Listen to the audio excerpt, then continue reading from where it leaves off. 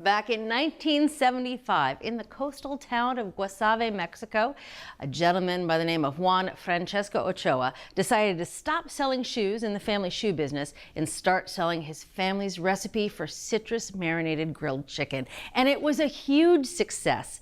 He turned the restaurant into a chain known as El Pollo Loco, or the Crazy Chicken. And even today, you can find hundreds of these restaurants throughout Mexico and California.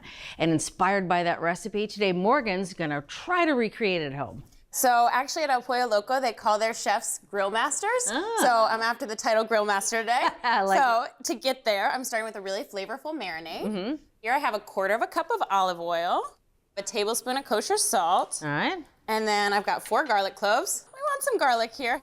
And onto the citrus. So here I have 1.5 teaspoons of orange zest. Okay. So at El Pollo Loco, it's thought that they use pineapple juice and a few other actual juices, but I wanted this to be something I could throw in the fridge for an hour or overnight. And so I didn't want any juice that would actually make the chicken tough. So I just went with zest here. It gives a huge punch of flavor, some nice floralness. This is 1 teaspoon of lemon zest.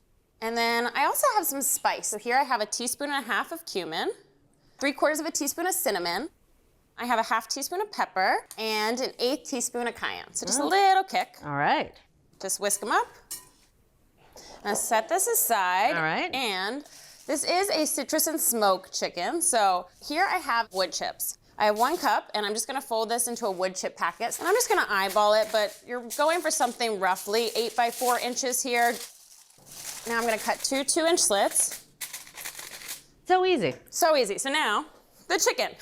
I have 1 4.5-pound chicken here, and I'm gonna break it down for about 3 pounds of pieces. Okay. I like to start with the leg, so I'll do 1 little slash here, and then I actually flip the chicken over, bend it back, and I put my hand here where the oyster is, on the back of it, and then I'll do a little cut here. Ah, so you get the oyster attached to the leg. Yeah, so the oyster, chefs know, is one of the best parts, so you don't wanna lose it. And then I'll do the same on this side. So I'll do a little slash here. You can just cut right where that fat line is, so you don't actually end up cutting through any meat. And then again, you just pop it back. And then again, I'll go straight line back. And then I'll use my knife and I'll put it actually against the backbone so to avoid hitting any of the oyster. And I save that delicious meat. And then I like to take the wings next, so I'll actually just use the weight of the chicken to sort of help guide me here. Now the wings get grilled alongside the rest of the chicken? So in this recipe they don't, but I'm surely not gonna throw away those wings. I'm gonna save them. And then I like to remove the backbone. For this, I just use a chef's knife. I like to get in there with the back of the knife. I'm gonna save the backbone. So then I'm gonna cut through the breastbone. And again, I'm just using my chef's knife here because it is a little more work to get through. And then I'm gonna cut out this blade bone, use the back of the knife again and put some pressure on it. Okay, so then I'm gonna actually also cut these breasts in half. So let's see, let's do that. And then same with my leg and thigh. So I like to flip it over and look for where this fat line runs. And sometimes you have to pull back the skin a little bit. You just cut right along there. And if you need to, you can bend it just a little bit. And then you honestly don't even have to cut through bone if you do it, if you hit the right spot. It's okay if you do cut a little bit of bone. I'm gonna make some slashes in the chicken. When I marinate it, the salt's gonna actually be making it juicier, but I do want that citrus and garlic and warm spice to get in the meat. I'm gonna do 2 slashes in each piece, about 1/2 inch deep. Okay, so I'm just gonna add these in here and give it a nice toss. I just like using my hands. I'm already covered in chicken, so why not? So I just wanna make sure everything gets nice and coated, and then will you cover it for me since my hands are a little chickeny? Since I don't actually have citrus juice in there, this can actually go up to 24 hours and it won't get mealy or anything. It'll stay nice and juicy. It starts getting a little salty after 24 hours. Okay. But yeah, you can do this anywhere 1 to 24. I want a lot of flavor here, so we're going 24 hours. All right, you wash your hands. I'll put this in the fridge. We'll get you right back to the video. Check out Cook's Country's newest book, The Complete Cook's Country TV Show Cookbook. Over 16 seasons and more than 600 recipes are condensed into this cookbook, jam-packed with every recipe we feature on the show, plus stories, tips, and reviews. Go on the road with Cook's Country and tour the U.S. through food. Get inspired by dishes from restaurants, regions, and chefs all over America. All in this one convenient cookbook. To order your copy of the Complete Cook's Country TV Show Cookbook, scan the QR code or visit cookscountry.com to continue your Cook's Country journey. Okay, Julie, it's a beautiful day for grilling. It is. So let's get this grill set up. Okay. I have my grill, and I'm gonna put a wood chip packet in here. So the grill's not hot at this point. No, very cold. I can stick my hands wherever I want, not gonna burn myself. And I am putting the wood chip packet right here on the primary burner. Okay. So now I'm gonna turn it on. The flame's running right there. I want that to get as much heat as it possibly can. Gotcha. I'm gonna let this preheat for 15 minutes. Okay, so all burners are on at this point. All the burners are on, all are on high. So I want it to preheat for a good 15 minutes. That'll get the wood chip packet nice and smoky. It'll get my grill nice and hot.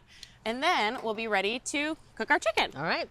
It smells nice and smoky. It does. I know, and you can see, we got some smoke coming. Yeah. We're going, we're rolling. So I'm gonna turn these 2 burners off.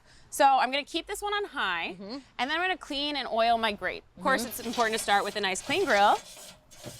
And time to add the chicken. There's a little geometry that goes on here. That I wanna put all the thighs and drumsticks closer to the flame. makes sense. Yeah, they can handle a little bit more heat than the breast. And then the breast pieces I'm gonna tuck back here over as far away from the heat as I can. These I only wanna get to 160 degrees, so I wanna keep them in this nice gentle part of the grill. I know you're keeping the thin side of the breast all the way right. Yeah.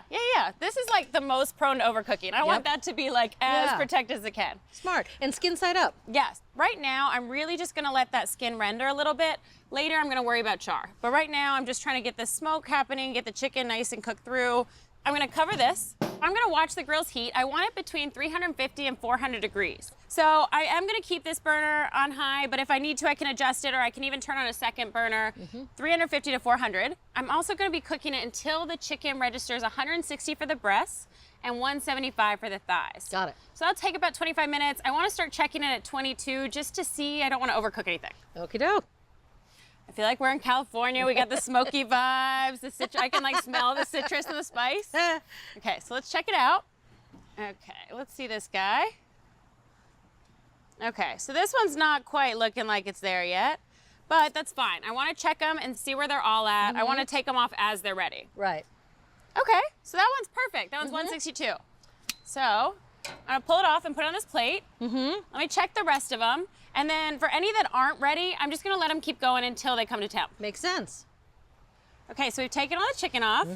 While it's actually all safe to eat, it's not beautiful. So I'm actually gonna char it. So this time I'm gonna take it, I'm gonna put it all skin side down. So I'm gonna try to get that skin nice and charred. And you're going right over the grill packet. You're not worried about that. Not worried about that at all. I'm definitely trying to concentrate this over the primary burner, so over the high heat. I wanna get some nice color here. I'm just gonna keep this open this whole time. I can keep a good eye on it, make sure nothing's getting too dark. I can move them around as I want. So it's gonna take about 3 minutes for them to get some nice color. I want them to look like grilled and smoked chicken. Makes sense. Morgan, that chicken is stunning. Oh, Julia, Look it's at like, that. I know, it's like burnished. It's like a little bit. Yes. I kind of love that with this sort of a recipe, you get a little bit of that nice amber color from the smoke, but you also get a little bit of this like nice caramelly mahogany. Oh, it's gorgeous. Okay, I'm gonna turn this off. And let's see, we temp this with foil. It'll take about 10 minutes to rest, and then time for us to eat. All right. The chicken's been resting 10 minutes. Now, It smells so good. it does smell so good, but I want to make it look just as good. So honestly, this is really mostly about aesthetics. I mean, I do like having a little zhuzh of orange juice or lemon juice at the end, but it's also just like I want people to know what they're eating. Yeah. So I'm just gonna decorate this all over. It is very clear that this is citrus chicken. Yeah. Well, I do like it when you bring something to the table, people immediately know what to expect. We're giving them some clues. And I expect white and dark meat. Okay, well, hey, I got you. I'm gonna grab some citrus pieces. Yeah, I'm gonna do the same. I'm gonna match you over here. So the citrus, do you put it on the chicken? Because that's what I'm tempted to do. I think you should do that, yeah. Yeah. I mean, yeah, look at that. A little extra. I mean, it's gonna be plenty moist Yeah. already, but get a little extra citrus in there. I go right for the drumstick. I'm like a little kid. It's really well seasoned. You get some of that spice, you get some of that citrus. I also like that the skin, it's not crispy, but it's rendered. It's really nice and it's like not flabby at all. It almost has that sticky quality of well-rendered skin that's been marinated. I know, it makes you do a little. And I taste the cinnamon. It's just ever so faint. It's a backbone. But the cumin, the cinnamon, the garlic, and then the citrus. I might try my breast piece to make sure that white meat is nice and juicy. Same. Yeah, letting it sit in that salt overnight, that helps it keep this really nice juiciness.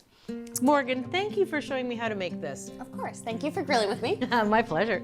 If you want to make this smoky, citrusy chicken, start by marinating the chicken with some citrus zest, salt, and a few spices.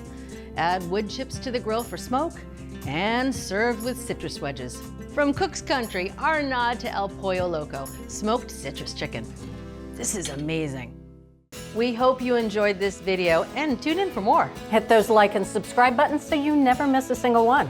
And if you're ready to take your cooking to the next level, try our digital all-access membership, where you can stream every season of Cook's Country anytime, anywhere, and always ad-free. Plus, you'll gain unlimited access to all of America's Test Kitchen fail-proof recipes, unbiased reviews, fresh episodes, exclusive offers, and more.